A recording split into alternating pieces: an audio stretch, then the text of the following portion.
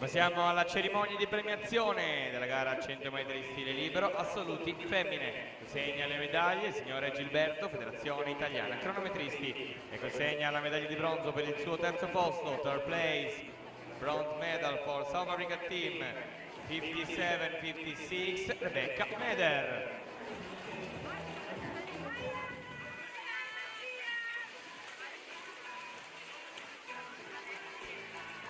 Secondo posto medaglia d'argento per il team Veneto con tempo di 57-45, Yanire Casarin. Primo posto medaglia d'oro, first place gold medal for South African team 56-03, Erin Gallagher.